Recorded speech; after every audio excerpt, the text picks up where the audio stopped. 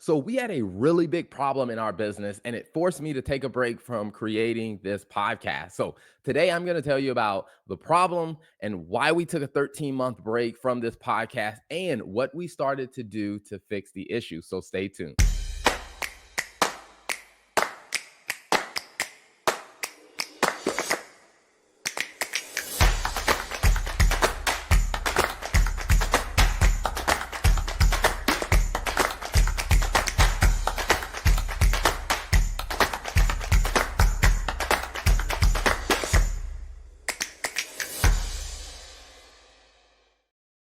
So today I'm going to be very transparent about why we decided to take a 13-month break from doing this podcast and the problems we had in the business and what we had to do to fix it.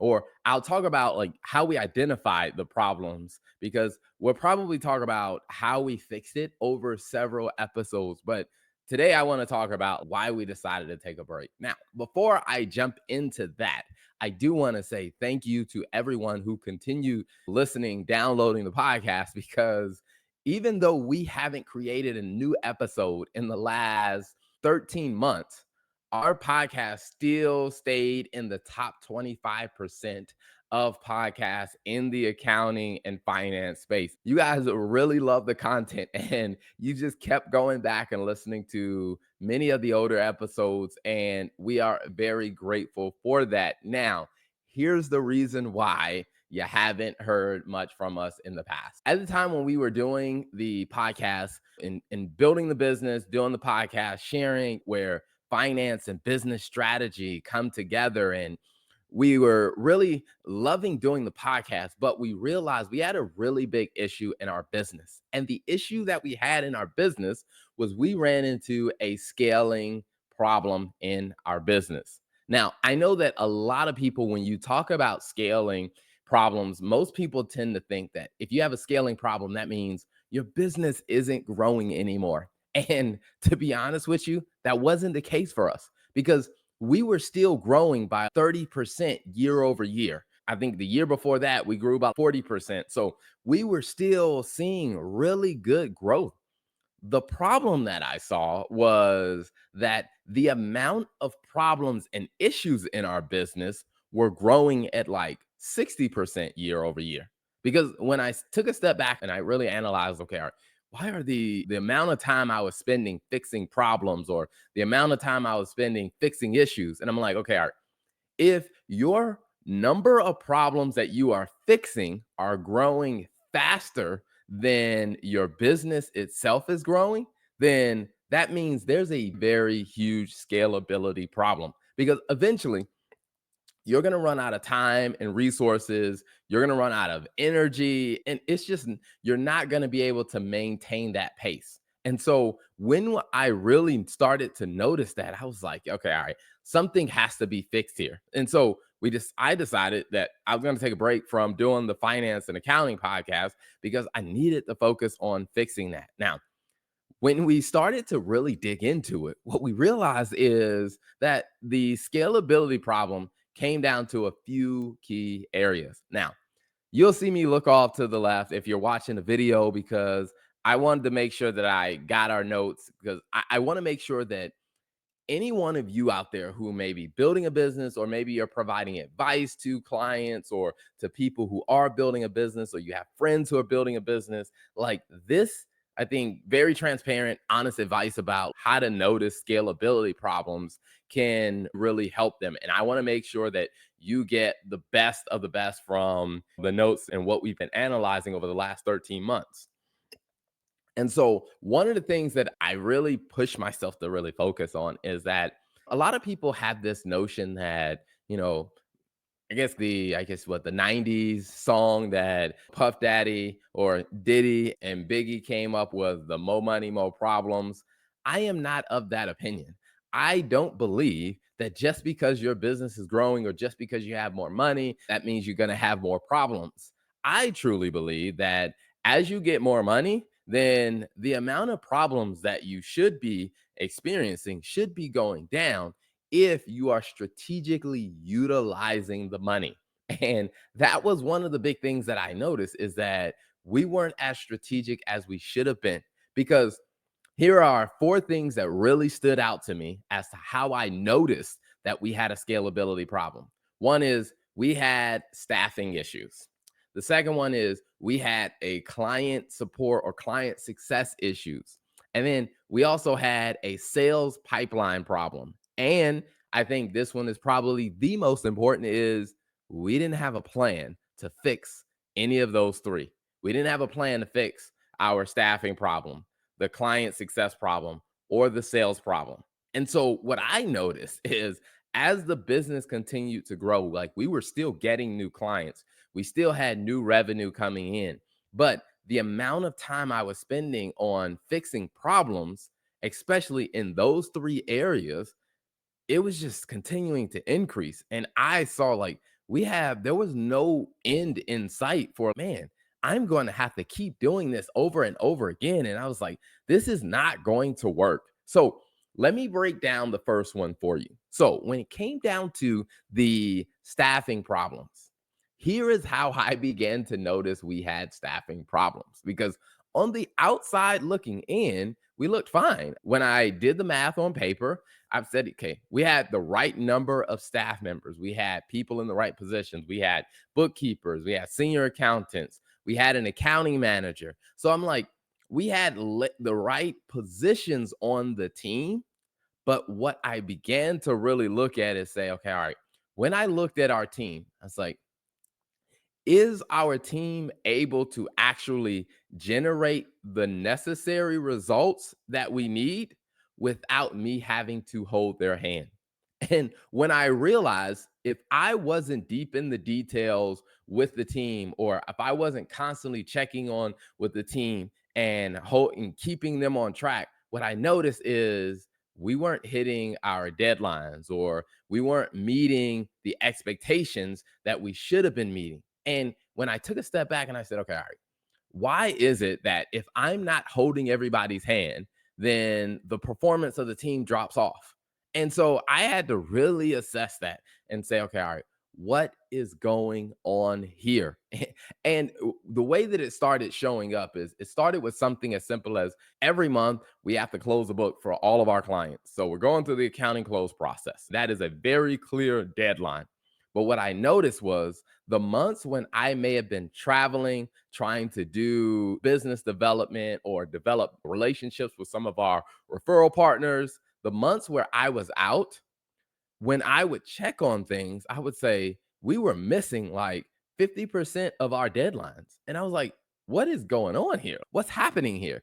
And so I would sit with the team and we talk through it. And I realized, I'm like, okay, all right, if the team is not able to function and still deliver the results that we need without me holding their hand, we have a staffing problem. Although we had the right number of people, because I did the capacity study and I looked at it and I said, okay, all right, we have enough capacity to get the job done. But what I realized is we didn't have the right people in the right positions. And that one was a tough one for us to realize because, to be honest with you, in some cases, there are some people we had on the team that shouldn't have been on the team. There were some people we had in certain positions that it just wasn't the right position for them. And so as a leader, I had to get honest to say, okay, all right, there's something here that I need to work on and I need to fix because this is not sustainable. And I will say I won't go into full details about like everything that we did step by step. I'll do that in the next episode where I'm going to break down exactly what we did to fix our staffing problem. The thing that I want to impress upon you in this conversation is encourage every leader out there to take a step back and ask yourself, if you do not insert yourself into the process, is your team able to get quality results without you holding their hand? Because if you have never really done that, where you've taken a opportunity to pull yourself out of the details and to just let your team work and let your team operate off of the targets, the expectations, whatever it is that you laid out for them, is if you've never let your team try that kind of on their own, chances are you might have a staffing problem and not even realize it. Now, on the second one, the client success problem. So, the way that I tend to define client success is I tend to say that client success is that process of really maintaining the relationship with the client, or how do you manage that relationship with the client? And I got a breakup email from a client that we were supporting.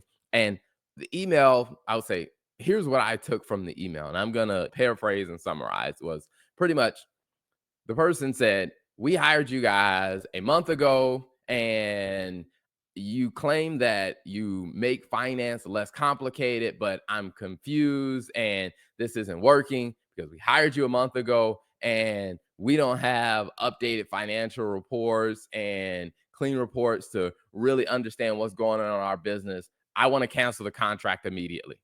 Now, of course, when you get an email like that, there's a bunch of emotions that go through your mind. But one of the things that it really set off for me is, okay, we have a problem here. Because I will tell you, if they hired us a month ago, then and they really hired us to do a lot of cleanup work, I'm like, there is no way in the world you're going to get the cleanup work done in 30 days, especially with as big as their problem was, because they didn't really have an accountant in the past. So we had to do a lot of cleanup work. But the issue that I saw is we didn't really manage and set the relationship up for success. And when I thought about it, I was like, you know what? There's a lot of gaps that we had where we were not actually managing relationships in the best way with our current clients or with potential new clients. There was a really big gap there and it caused a huge problem. And so I had to be honest to say, okay, all right, there's something here that we need to fix. Now, here's the thing that I want you to take away from this part of the conversation is really take a step back and ask yourself, how are you setting expectations with your clients? When someone buys your product or your service, how do you set the expectations? And then ask yourself, what percentage of your clients probably have an unrealistic expectation of you and your team? Because when you really start to ask yourself those types of questions, it really forces you to really go back in and say, okay, how am I or how good am I at really setting this relationship up for success? Because if you're not setting the relationship up for success, chances are you're going to eventually run into a scalability issue because as your business grows and you add on more clients, if you have clients coming on who don't have the right expectation of you or your team, what is going to happen is it's going to turn into a really big issue. And you're going to find yourself in there constantly putting out fires, constantly trying to address different issues. And so we realized we needed to fix our client success process. And I will go into more detail in another episode about that. Now, on the next one, the third issue that we had is we had a sales problem. Now, the sales problem was interesting because, as I said, we were still growing. We still had new customers coming on. But one of the things that I had to do and get very honest, and this is how I found out that we had a sales problem, is I stopped and I asked myself the most important question that you need to ask when it comes down to sales, or at least in my opinion, is the most important question. And that question is something very simple that so many businesses overlook. And the question is this: how many people did you ask to do business with you that week? And when we really started asking ourselves that question of like, how many people did we ask to do business with us this week? And week after week, what I notice is, you know what? We haven't asked anybody to do business with us this week because the way we were growing is the phone was ringing, meaning people were reaching out to us because they had a problem and they were saying, hey, here's what I need from you. And we were just like, okay, yeah, we can do it. But when I thought about it, I'm like, you know what? We are not intentionally going out and asking anyone to do business with us. And when I realized that, I said, okay, all right, What kind of sales strategy is that? Where you're just waiting for the phone to ring or you're waiting for someone to pick up the phone and call you. Now, if you're a finance professional, you may say, I don't necessarily ask people to do business with us. One of the things that we can do as finance and accounting professionals is really look at that and help our counterparts or the businesses or the clients is really analyze those numbers and really look at it on a weekly basis. How many people are you asking to do business with your company? And if the sales team or whoever's in charge of sales isn't actively asking people to do business with them, you can probably look at the growth rate of your revenue. And what you'll probably notice is the revenue isn't growing or it isn't growing as fast as it could. And then when you go back and you say, okay, all right, every single week, we are going to make sure that we are intentionally asking people to do business with us. When we really started to put focus effort in, what we realized is we started growing a lot faster. Like we actually started hitting some of our sales targets that we wanted to achieve because we just simply changed that one thing. We started asking people to do business with us. And I know that seems very elementary, but you will be surprised of how many businesses, when you sit down and you ask them, hey, how many people did you ask to do business with you? What you will realize is most businesses are not intentional about asking people to do business with them. And we realized that was a scalability issue because we didn't have a sales process in place. Now, there are some steps and things that you can do to make that even easier for your business, which, again, in another episode, I'm going to go in detail and talk all about that. Now, the last thing that I noticed that we had a really big issue, and I think this one was the thing that really forced me to say, all right, we needed to stop doing the podcast because I needed to shift and focus my attention is when I realized that we had problems in those three areas. We had staffing problems, we had client success problems, we had a sales pipeline problem. I realized we didn't have a plan to fix any of it. Like it's one thing to identify that the problem exists, in which we know that identifying a problem or pointing out a problem doesn't mean that the problem is fixed. It just means that you've identified it. But one of the things that we had to do is say, hey, if we are going to fix our scalability problem, it is not enough to just identify where the problems are or what is causing the problem.